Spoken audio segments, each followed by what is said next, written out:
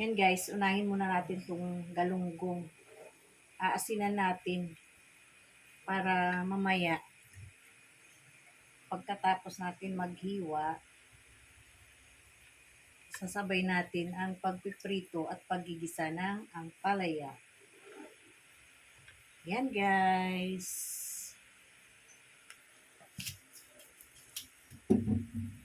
Yan guys. Dahil gusto ni Bunso ng ipapaksiw muna bago iprito, papaksiw muna natin tong galunggong. Ayan. Ang sasahog lang natin muna dito ay ang pangpapaksiw natin pala hindi sahog. Papaksiw muna natin dito ay ano lang, sibuyas tsaka bawang lang guys. Yan. Papaksiw muna natin para malasa daw. Dahil mas gusto nilang ipapaksiw bago iprito. Ayan, ipaksiw muna natin para masarap. Yummy, yummy guys. Good evening.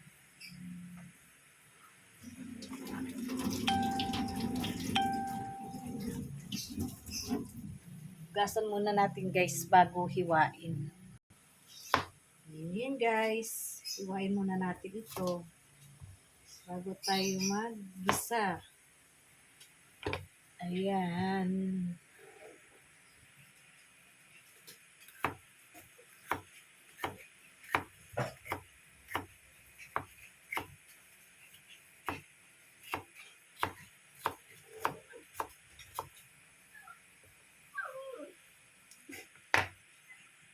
Eto na guys, natapos ko na siyang hiwain.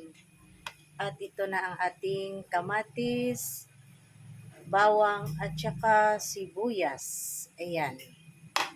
At habang tayo ay maggigisa guys, tingnan natin ang ating paksiw. Ayan. Oh. Malapit ko siyang matuyo. Ayan.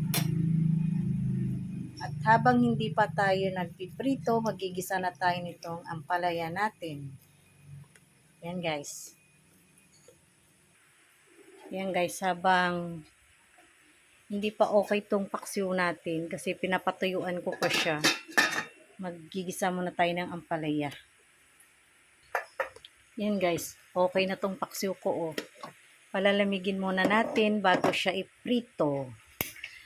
Dahil kapag mainit to na ipiprito mo siya, matilansikin guys. Dito muna tayo sa ampalaya. Yummy ampalaya.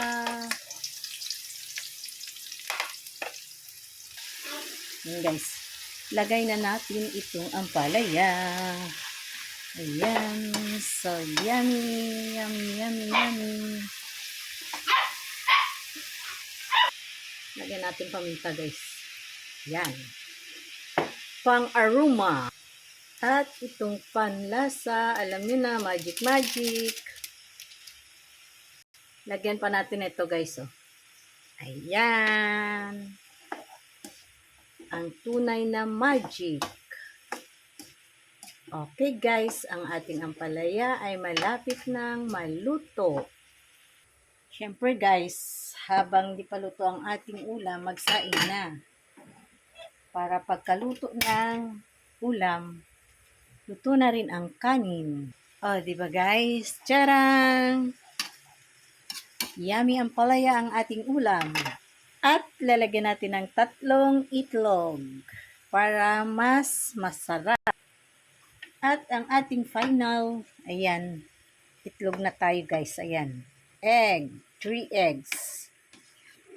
Ayan. Finish na ang ating gulay.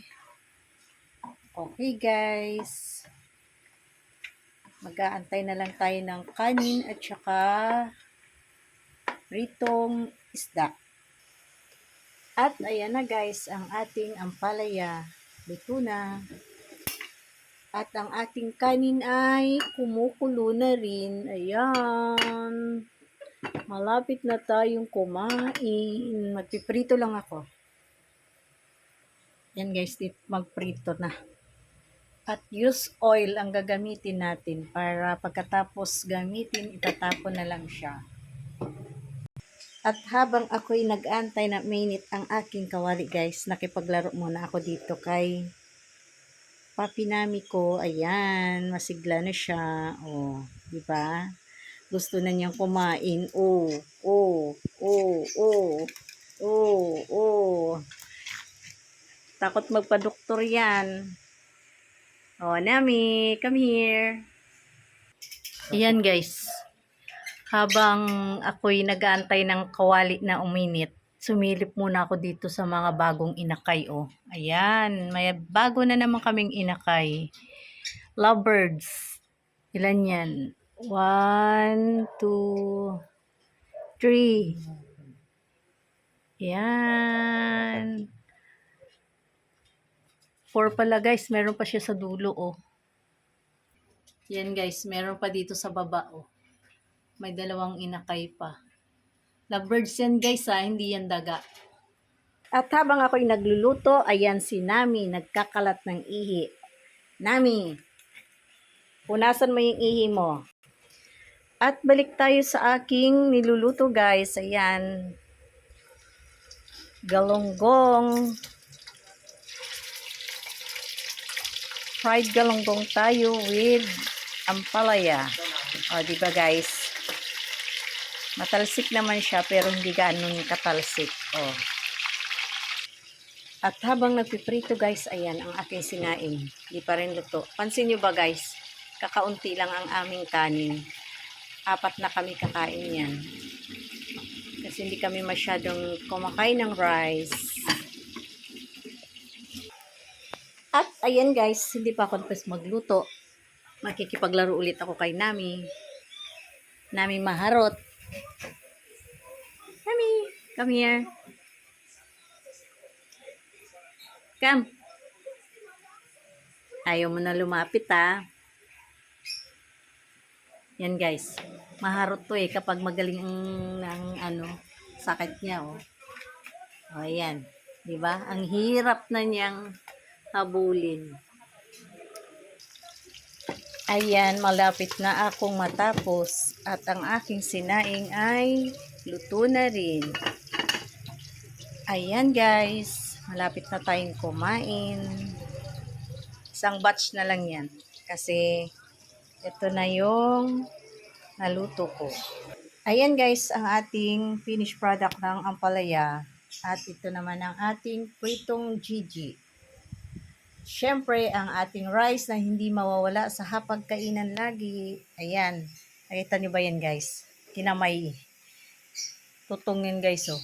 Akin yan. Ayan. That's all for today's video guys. That's it na. Thank you for watching. Follow for more.